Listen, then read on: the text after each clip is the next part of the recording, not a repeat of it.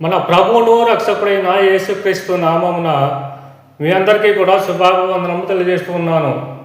అలాగే ఈ యొక్క ఛానల్ ద్వారా దేవుని యొక్క సువార్త ప్రకటింపబడుతున్నందుకు నేను ఎంతో సంతోషిస్తున్నాను. అలాగే మీ అందరికీ కూడా మరి ఈ యొక్క ఛానల్ను సువార్త దీపము అనే ఛానల్ను మరి లైక్ చేయండి, షేర్ చేయండి, సబ్స్క్రైబ్ చేయడం మాత్రం మర్చిపోవద్దు. అలాగే ప్రియమైన దేవుని బిడ్డలారా, ఈ రోజున ప్రాముఖ్యంగా యేసుక్రీస్తు వారు మరి భూమి మీద ఉన్నంత కాలం కూడా ఒకసారి ఆలోచన చేస్తే అతి ప్రాముఖ్యమైనటువంటి ఘట్టం ఏదైనా ఉన్నది అంటే శిలువ ఘట్టము. ఎందుకనగా ఆయన శిలువ మరణము యావత్ భూ ప్రజలందరికీ కూడా పాపం నుండి రక్షణ కలిగించేటువంటి ఒక గొప్ప కార్యమై ఉన్నది. కాబట్టి ఆ కార్యంలో యేసుక్రీస్తు శిలువ మీద వేలాడబడుతున్నటువంటి సందర్భంలో ప్రాముఖ్యమైనటువంటి గొప్ప మాటలు 7 మాటలు పలికినటువంటి మాటలు మనం చూస్తూ ఉన్నాము. అయితే ఆ యొక్క 7 మాటల్లో ఈరోజు మనము 4వ మాటను మనము ఈరోజు ధ్యానం చేసుకుందాం. ఆ యొక్క 4వ మాటను మనము ఒకసారి దేవుని యొక్క గ్రంథం నుండి చదువుకొని ఈ యొక్క మాటలో ఉన్నటువంటి పరమార్థమైనటువంటి లేదా ఎంతో లోతైనటువంటి సత్య సంబంధమైన రీతిగా వాక్యానుసారంగా ఉన్నటువంటి లేఖనాలను మనం పరిశీలన చేసుకుంటూ దేవుని వాక్యాన్ని అర్థం చేసుకోవడానికి మనం ప్రయత్నం చేద్దాం. ప్రియమైనటువంటి దేవుని బిడ్డలారా, మత్తయి రాసిన సువార్త 27వ అధ్యాయము 46వ వచనం కనుక మనం ఆలోచన చేసినట్లయితే దేవుని యొక్క వాక్యం ఈ రీతిగా వ్రాయబడి ఉన్నది. ఇక మాట యేసుక్రీస్తు శిలువ మీద ఉన్నప్పుడు 4వ మాట పలుకున్నటువంటి ఇక మాట ఏమిటో మనం చదువుదాం. ఇంచుమించు 3 గంటలప్పుడు యేసు ఏలు ఏలి లామా సబక్తాని అని బిగ్గరగా కేకవేశాను. ఆ మాటకు నా దేవా నా దేవా నన్నెందుకు చెయ్యి విడిచితివి అని అర్థము. ఏలి ఏలి లామా సబక్తాని అనే మాటకు మరి తెలుగులో యొక్క అర్థమును వివరిస్తూ ఉన్నాడు. ఆ మాటకు అర్థము నా దేవా నన్నెందుకు చెయ్యి విడిచితివి అని అర్థమని ఇక్కడ భక్తులు తెలియజేస్తూ ఉన్నాడు. అయితే యేసుక్రీస్తు వారు ఆ మాట 4వ మాట అక్కడ ఉన్నటువంటి మాటలు ఉన్నటువంటి అర్థం ఏమిటి ఒకసారి ఆలోచన చేసినట్లయితే మనం దేవుని వాక్యాన్ని లేఖనానుసారంగా మనం పరిచయం చేసుకుంటూ ముందుకు వెళ్దాం. ఇదే మాట పాత నిబంధన గ్రంథంలో ప్రవచన రూపంగా వ్రాయబడి ఉన్నది. ప్రవచన రూపంగా మాట యేసుక్రీస్తు శిలువ మీద ఉన్నప్పుడు పలికేటువంటి మాట ఆల్రెడీ పాత నిబంధన గ్రంథంలో ప్రవచన రూపంగా వ్రాయబడి ముందస్తుగానే సమాచారం ఇవ్వబడింది. యేసుక్రీస్తు శిలువ మీద ఉన్నప్పుడు మాట మాట్లాడతాడు అనే మాటను మనము పాత నిబంధన గ్రంథంలో కీర్తన గ్రంథము 22వ అధ్యాయము 1వ వచనం చదువుకుందాం. కీర్తనల గ్రంథము 22వ అధ్యాయము 1వ వచనము చదువుకుందాము. నా దేవా నీవు నన్నేలా వినాడుతివి, నన్ను రక్షింపక నా ఆర్తధ్వని వెనక నీవేలా దూరంగా ఉన్నావు. చూడండి ప్రేమ దేవులారా, యేసుక్రీస్తు శిలువ మీద పలికినట్టు మాటకు కీర్తన గ్రంథంలో రాయబడినట్టు మాటకు ఒకే మాట.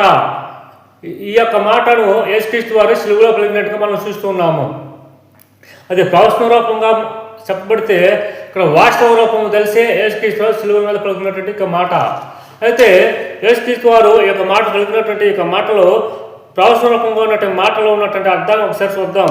అక్కడ నా దేవా నీవు నన్నేలా వినాడుతివి, నన్నెందుకు విడిచిపెట్టావు అని చెబుతూ నన్ను రక్షింపక, చూడండి, నన్ను రక్షింపక నా ఆర్తధ్వని వినక.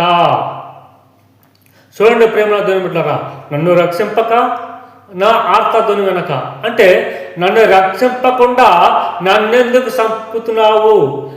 చంపుతున్నావు అంటే ఇక్కడ యేసుక్రీస్తు వారు సర్వం కూడా మానవాళికి సిద్ధపడి ఈ లోకంలోకి వచ్చి నా పాపముల కొరకు ఆయన మరణమవుతున్న సందర్భము అయినప్పటికీ అక్కడ ఈ యొక్క మాటను పలుకుతున్నాడు యేసుక్రీస్తు వారు.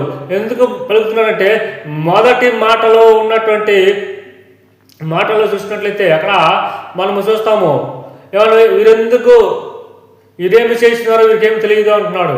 కానీ ఇక్కడ 4వ మాట వచ్చేసరికి అక్కడ ఉన్నటువంటి అప్పటి వరకు తోడుగా ఉన్నటువంటి తండ్రి అయినటువంటి దేవుడు ఒక్కసారిగా చేయి విడిచాడు,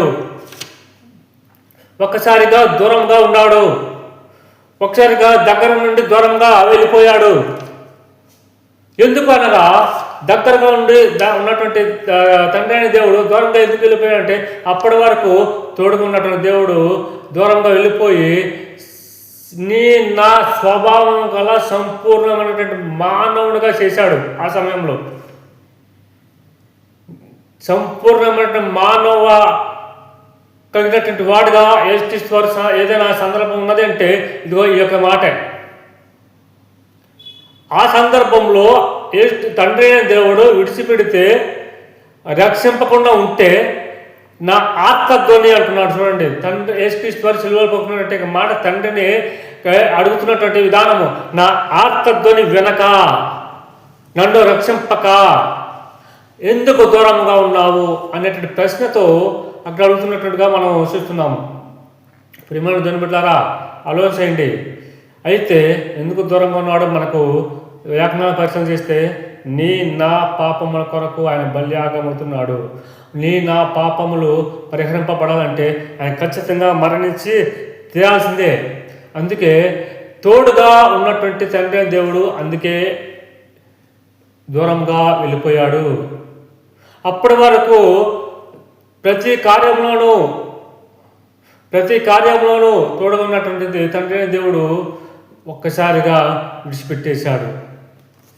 చూద్దాం ప్రియమైన దేవుని బిడ్డలారా, అపోస్తుల కార్యములు 2వ అధ్యాయం 22వ వచనం చూసినట్లయితే, అపోస్తుల కార్యములు 2వ అధ్యాయం 22వ వచనం చూసినట్లయితే, ఇశ్రాయేలు వారులారా ఈ మాట వినుడి, దేవుడు నజరేయుడగు యేసు చేత అద్భుతములను మహత్కార్యములను సూచక క్రియలను మీ మధ్యను చేయించి, చూడండి, అద్భుత కార్యములను మహత్కార్యములను సూచక క్రియలను మీ మధ్యన చేయించి ఆయనను తన వలన మెప్పు పొందినవానిగా మీకు కనపరిచాను.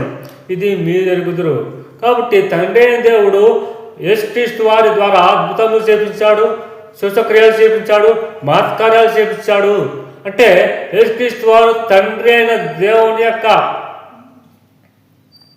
సహకారము, తోడు, ఆయన కృప సన్నిధి యేసుక్రీస్తు వారికి ఉన్నందువల్ల సమస్తం కూడా తండ్రి ఆ యొక్క కార్యాలు చేశాడు అని ఇక్కడ భక్తులు తెలియజేస్తున్నాడు. ఇక్కడ స్పష్టంగా తెలియజేస్తున్నాడు, దేవుడు నజరేయుడకు యేసు చేత, అంటే దేవుడే చేశాడు, దేవుడు యేసు చేత చేయించాడు అద్భుత కార్యాలన్నీ, సూచక్రియలన్నీ, మహత్కార్యాలన్నీ అని అంటున్నాడు. అంటే ఇక్కడ ఏ కార్యంలోనైనా సరే భూమి మీద ఉన్నప్పుడు యేసుక్రీస్తు వారు సిలువకు ముందు చేసినటువంటి స్వార్థ పరిచర్యలో ఏ అద్భుతం చేసినా, ఏ మహత్కార్యం చేసినా కానీ తండ్రి దేవుడు తోడుగా ఉన్నాడు. చూడండి ప్రేమ దేవుడులారా. కాబట్టి అక్కడ 4వ మాట మాట్లాడుతున్న సందర్భంలో, ఇప్పుడు నన్నెందుకు విడిచిపెట్టావు? సంపూర్ణమైనటువంటి మానవుడిగా వదిలిపెడితే ఆ యొక్క శిలువ మరణము మేకులు దిగబట్టి, మేకులు కొట్టి, ముళ్ళ కిరీటము పెట్టి, కాళ్ళకు మేకులు కొట్టి, ఈ యొక్క బాధ అప్పటి వరకు తోడుగా ఉన్నటువంటి దేవుడు ఒక్కసారిగా విడిచిపోతే శరీర సంబంధమైనటువంటి మానవుడిగా ఉన్నటువంటి యేసుక్రీస్తు వారు ఆ బాధను తట్టుకోలేకపోతూ అంటున్నాడు, నా దేవా, ఏమంటున్నాడంటే తండ్రి కాదు, నా దేవా నన్నెందుకు చేయి విడిచావు? తండ్రి అంటే సంపూర్ణ మానవుడిగా ఉన్న వాడికి దేవుని యొక్క అవసరత ఎంతైనా అవసరమని యేసుక్రీస్తు వారికి కూడా తండ్రి అయిన దేవుడు, ఆయన దేవుని యొక్క సహకారం ఉండాలని ఇక్కడ మనకు అర్థమవుతుంది. అంటే యేసుక్రీస్తు వారికే దేవుడు యొక్క సహకారము, దేవుడు యొక్క తోడు ఉందంటే నీకు నాకు ఎంతో అవసరం కదా. కాబట్టి ప్రేమ దేవుడారా, ఇక్కడ నా దేవా నన్నెందుకు చేయి విడిచితివయ్యా? నన్నెందుకు నాకు దూరంగా విడిచిపెట్టి నాకు దూరంగా ఉన్నావు? నన్ను రక్షింపవా అంటే రక్షింపడు. ఎందుకు రక్షింపడంటే నిన్ను పంపిందే ఈ శిలువ మరణం పొందటానికి, నిన్ను పంపిందే ఈ మరణం ద్వారా నా సమస్త మానవులందరికీ రక్షణ కలగజేసి నా దగ్గరకు రప్పించుకోవటానికి అని తండ్రి యొక్క ఉద్దేశము. కాబట్టి అక్కడ ఆ సందర్భంలో తోడుగా ఉండకుండా ఒక్కసారిగా దూరంగా ఉండిపోయాడు తండ్రి అయిన దేవుడు. ప్రియమైన దేవుని బిడ్డలు ఆలోచించండి. అలాగే యోహాను సువార్త 14వ అధ్యాయం 10వ వచనం కనుక చూసినట్లయితే, యోహాను సువార్త 14వ అధ్యాయం 10వ వచనం చూసినట్లయితే, తండ్రి యందు నేనును నా యందు తండ్రియు ఉన్నామని నీవు నమ్ముటలేదా? ఇక్కడ పిలుపుతో అంటున్నటువంటి మాట అండి. అక్కడ పిలుపు ఏమని అడిగారంటే, అయ్యా తండ్రి నాకు చూపము అని అడిగితే ఆ మాటకు యేసుక్రీస్తు వారు ఇక మాట మాట్లాడుతున్నాడు. తండ్రి యందు నేనును నా యందు తండ్రియు ఉన్నామని నీవు నమ్ముటలేదా? నేను మీతో చెప్తున్న మాటలు నా అంతటా నేనే చెప్పట్లేదు. చూడండి, నా అంతటా నేను చెప్పట్లేదు, నా తండ్రి నా యందు నివసించుచు, చూడండి, నా తండ్రి నా యందు నివసించుచు తన క్రియలు చేస్తున్నాడు. చూడండి ఎంత స్పష్టంగా తెలియజేస్తున్నాడు యేసుక్రీస్తు వారు.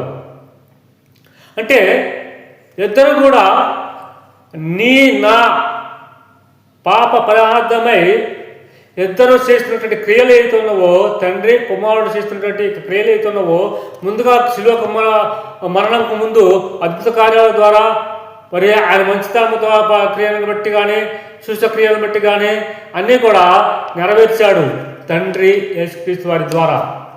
అలాగే ఇక్కడ శిలువ మరణం పొందే సమయంలో కూడా ఒక్కసారిగా ఇక్కడ తండ్రి సహకారం అవసరం లేదు.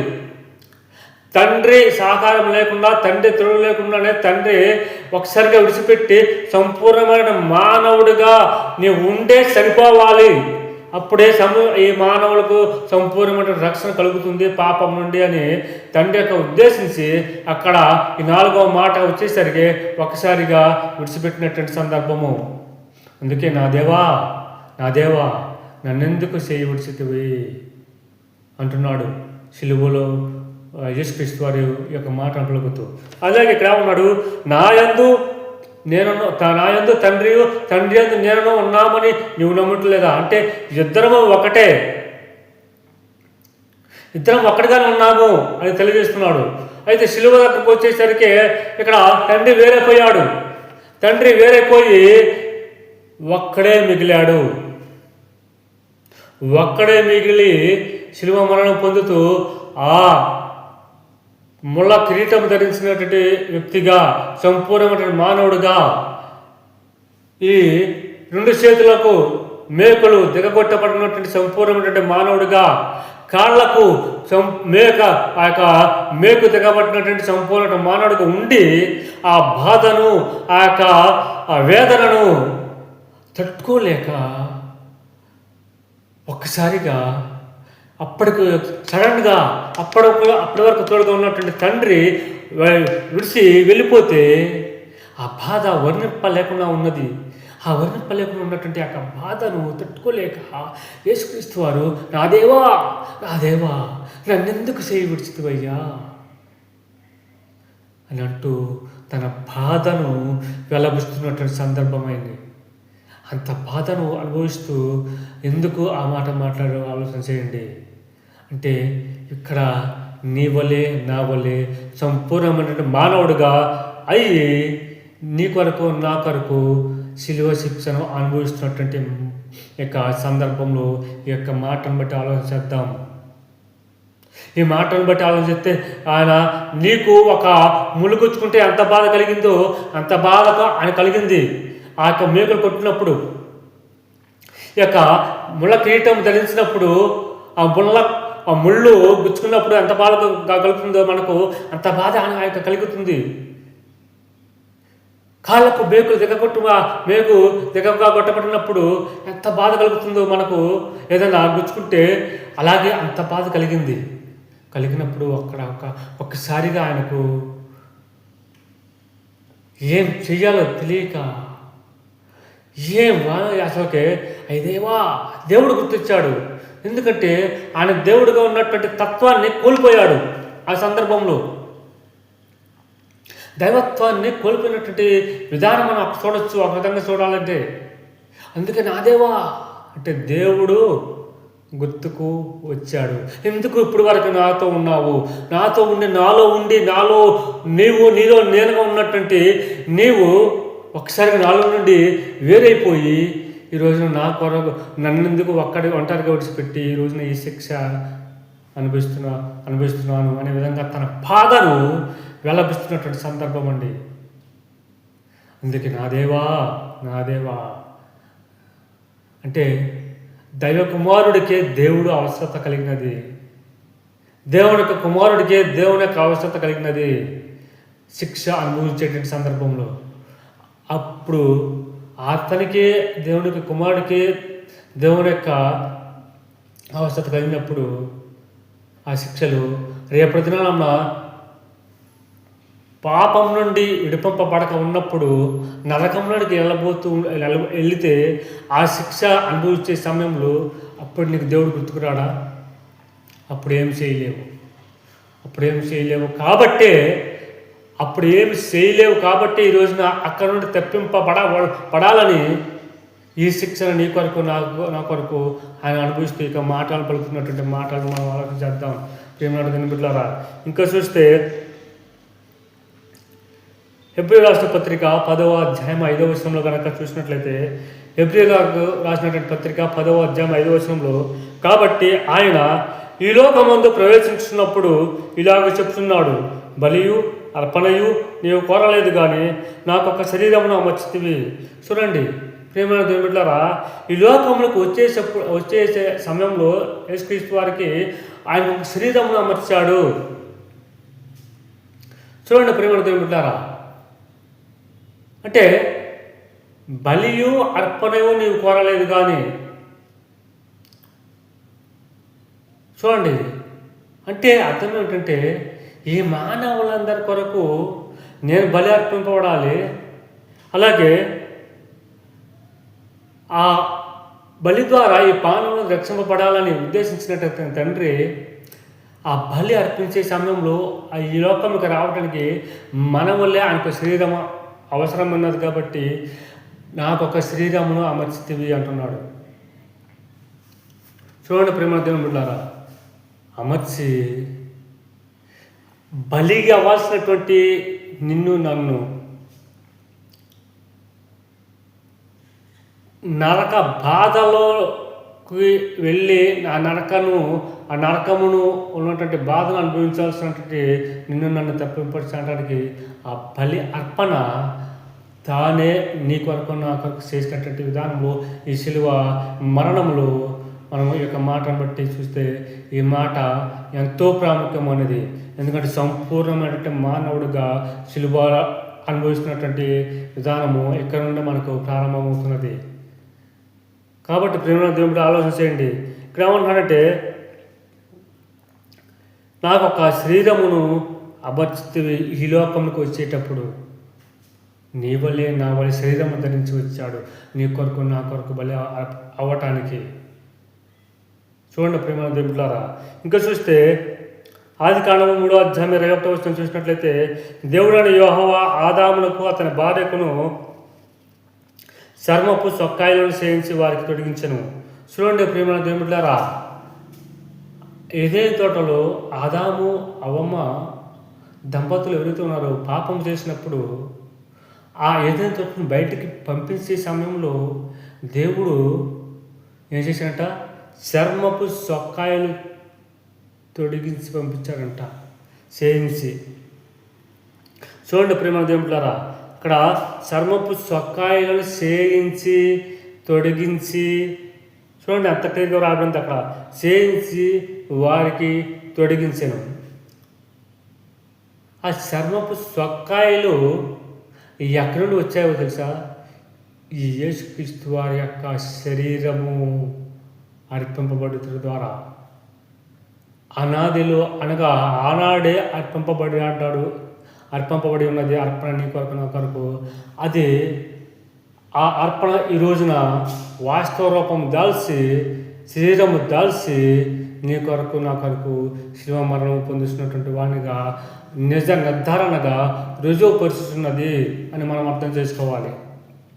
అలాగే ప్రాముఖ్యంగా మరొక మాటను మనం చూసినట్లయితే, ఫిలిప్పీ రాసిన పత్రిక 2వ అధ్యాయం 8వ వచనం కూడా చూసినట్లయితే, మరియు ఆయన ఆకారమందు మనుషుడిగా కనబడి మరణము పొందినంతగా, అనగా శిలువ మరణము పొందినంతగా విధేయత చూపిన వాడై తన్ను తాను తగ్గించుకునేను. చూడండి ప్రేమ దేవులారా, అక్కడ మాట ఆకారమందు మనుషుడిగా కనబడుతున్నాడు. ఆకారమందు మనకు మనుషుడు కనబడుతున్నాడు. నీ వలే నా వలే అంతేకాకుండా నీ శిక్షను నా శిక్షను అనుభవించేవాడుగా మరణము పొందుతున్నాడు, మనకు శిక్ష లేకుండా చేయటానికి. అందుకే అన్నాడు ఇక్కడ, మనుషులకు కనబడే మరణము పొందినంతగా, అనగా శిలువ మరణము పొందినంతగా విధేయత చూపిన వాడై తండ్రి మాటను ఎదురు చెప్పకుండా ఈ లోకములకు శరీరము దాల్చి వచ్చి నా శరీరము దాల్చి నా పాపము కొరకు శిలువ మరణం పొందటానికి దేవుడు చెప్పినటువంటి ఆ యొక్క విధానాన్ని తూచా తప్పకుండా పాటిస్తూ శిలువ మరణం పొందుతున్నాడు. విధేయత చూపిన వాడై తన్ను తాను తగ్గించుకున్నాడు. నా కొరకు, నా పాపముల కొరకు నీవు రక్షింపబడి పరలోకములకు వెళ్ళాలని, నరకానికి వెళ్ళకుండా పరలోకంలో తండ్రి వద్ద ఉంటే తండ్రి పరలోకంలో తండ్రిని ఆరాధించాలని. కాబట్టి ప్రియమైన దేవుడు ఆలోచించండి. అనగా మరణము పొందినంతగా, శిలువ మరణాన్ని పొందినంతగా విధేయత చూపిన వాడై తను తాను తగ్గించుకున్నాడంట. అంటే తండ్రి దేవుడు విడిచిపెట్టినా కానీ ఆ బాధను దిగమింగుచు, ఆ బాధను భరించుచు, ఆ బాధను తట్టుకొనుచు మరణము పొందు వరకు కూడా దేవుని ఒక్క మాట కూడా అనలేదు. ఎందుకని? నీ కొరకు, నా కొరకు, నీ కొరకు, నా కొరకు, నా పాపముల కొరకు. ప్రేమైనటువంటి మిట్లారా, నీవు పాపం నుండి విమోచింపబడి పరలోకంలో చేర్చబడి దేవుని యొక్క చిత్తానుసారంగా నడుచుకున్నట్టు వాడై పరలోకంలో చేర్చబడితే అప్పుడు దేవుని యొక్క రాజ్యంలో ఉంటావని తండ్రి యొక్క దేవుని యొక్క చిత్తమై ఉన్నది. కాబట్టి యేసుక్రీస్తు వారు శిలువ మరణం పొందే సమయంలో దేవుని చిత్తము నెరవేరుస్తూ ఆయనకి ఎదురు చెప్పలేదంట. దేవుని యొక్క చిత్తానికి ఎదురు చెప్పకుండా మరణించాడు నా పాపముల కొరకు, అంతే. అందుకే ఆ మాట మాట్లాడుతున్నాడు. అంతేకాకుండా యోహాను సువార్త 17వ అధ్యాయము 20వ వచనం కనుక చూసినట్లయితే, యోహాను సువార్త 17వ అధ్యాయము 20వ వచనం చూసినట్లయితే, మరియు నీవు నన్ను పంపితివని లోకము నమ్మునట్లు. చూడండి, అంటే తండ్రి దేవుడు యేసుక్రీస్తు వారిని పంపాడని లోకమంతా నమ్మాలి. ఆయనే మా రక్షకుడు. లోకం పాప భారం నుండి విమోచించడానికి, పాపము నుండి రక్షింపడానికి సరైన సమర్థుడు ఎవరైనా ఉన్నారంటే అది యేసుక్రీస్తు వారే అని ఈ లోకమంతా నమ్మాలని తండ్రి అయిన దేవునికి చిత్తమై ఉన్నదని అక్కడ మనం గ్రహించుకొని అక్కడ చెప్తున్నాడు. ఏమంటున్నాడు? మరియు నీవు నన్ను పంపితువని లోకము నమ్మునట్లు తండ్రి నాయందు నీవును నీయందు నేను ఉన్నలాగున. చూడు, నాయందు నీవును నీయందు నేను ఉన్నలాగున అంటే ఇద్దరు కూడా ఐక్యంగా ఉన్నారు. ఎప్పటి వరకు? శిలువ మరణం పొందే ముందు వరకు కూడా ఇద్దరు కూడా ఐక్యంగా ఉన్నారు. ఇక్కడ ఈ యొక్క మాట మాట్లాడే సందర్భంలో ఒక్కసారిగా తండ్రి దేవుడు దూరం అయిపోతే, తండ్రి దేవుడు విడిచిపెడితే ఆ నాలుగో మాటగా మాట్లాడుతున్నాడు. ఈ మాట, నా దేవా నన్నెందుకు చేయి విడిచితివి, నాకు దూరంగా ఎందుకున్నావు. ఆ బాధను తట్టుకోలేక, ఆ బాధను వర్ణించటానికి వెళ్ళలేదు. కాబట్టి ప్రేమ దేవుడు ఆలోచన చేయండి. అందుకే అన్నాడు, తిమోతి రాసిన పత్రిక 2వ అధ్యాయం 5వ వచనం చూసినట్లయితే, దేవుడు ఒక్కడే, దేవునికిని నరులకును మధ్యవర్తి ఒక్కడే, ఆయన క్రీస్తు యేసును నరుడు. చూడండి ప్రేమ దేవుడు, అక్కడ దేవుడు ఒక్కడే, దేవునికిని నరులకును అనగా మనుషులకు, సమస్త మానవాళికి మధ్యవర్తిగా యేసుక్రీస్తు వారు ఈ లోకమునకు వచ్చి ఆకాశమునకును భూమికి మధ్య వేలాడి శిలువ మరణం పొందుతూ మన పాపం నుండి విడిపింపబడాలని తన శిక్ష అనుభవిస్తూ ఈ యొక్క మాట మాట్లాడుతున్నాడు. చూడండి ప్రేమ దేవులారా, ఏమంటున్నాడు? దేవుడు ఒక్కడే, దేవునికిని నరులకును మధ్యవర్తి ఒక్కడే, ఆయన క్రీస్తు యేసును నరుడు. నీ రూపము దాల్చి నా రూపం తెలిసి మన రూపం తెలిసి మన శరీరం ధరించి ఈ లోకములకు వచ్చి నా పాపముల కొరకు శిలువ మరణం పొంది చివరికి సంపూర్ణ మానవుడిగా ఉన్నటువంటి సందర్భంలో ఎంత బాధ అనుభవిస్తూ కూడా తండ్రి చిత్తాన్ని నెరవేరుస్తున్నటువంటి సమయంలో ఆయన బాధ వర్ణింపలేనిది. ఆయన శిలువ మరణము ఈ లోకానికి రక్షణ అయినప్పటికీ ఆయన ఆ సందర్భంలో శిలువ పొందే ఆ సమయంలో ఈ యొక్క మాట మాట్లాడాడంటే, నా దేవా నన్నెందుకు చేయబడుతుంది అని ఎందుకన్నాడంటే, ఆయన సంపూర్ణ మానవుడిగా ఉండి ఆ యొక్క శిక్షను అనుభవిస్తూ ఆ బాధను అనుభవిస్తున్నాడు. కాబట్టి అక్కడ నా దేవా నన్నెందుకు చేయబడుతుంది, ఎవరి కొరకు? నీ కొరకు నా కొరకు చేయి విడిచాడు తండ్రిని దేవుడు. యేసుక్రీస్తు వారిని పట్టుకోకుండా రక్షింపకుండా, యేసుక్రీస్తు వారిని ఆ శిలువ మరణం నుండి తప్పింపకుండా శిలువకు అప్పచెప్పేశాడు అంతే. ఒకవేళ తండ్రి దేవుడే కనుక శిలువ మరణం నుండి రక్షింపడానికి సముద్రుడు కాడా అంటే సముద్రుడే. అసలు ఆయన చిత్తమైతే అసలు నువ్వు ఈ శిలువ మరణం పొందటానికి వీలు లేదు అంటే అవసరం లేదు. కానీ ఆయన వచ్చిందే శిలువ మరణం పొందటానికి.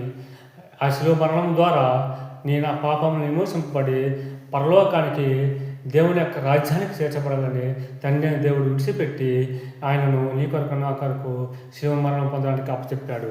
కాబట్టి ఆ అప్పచెప్పిన విధానంలో ఆయన బాధను తెలియజేస్తే ఇక మాట మాట్లాడుతూ ఆయన బాధను తెలియజేస్తున్న ప్రేమ దేవులారా. కాబట్టి అటువంటి బాధను ఈ లోకంలో ఉన్నప్పుడు మనం ఆలోచన చేస్తే ఎంత కఠినంగా ఉంటుందో ఆలోచన చేయండి. ఎంత కఠినంగా ఉంటుందో ఆలోచన చేయండి. ఇది శిక్ష నీకు నాకు పడితే, నీవు అనుభవించాల్సి వస్తే తట్టుకోగలమా? తట్టుకోలేము. అలాగే నరకానికి వెళ్ళి నరకంలో ఉన్నటువంటి ఆ తీవ్రమైనటువంటి బాధను కూడా అనుభవింపలేము. కాబట్టి అటు నరకంలో నుండి తప్పింపడానికి, ఇటు శిలువ మరణం పొందవలసినటువంటి మనము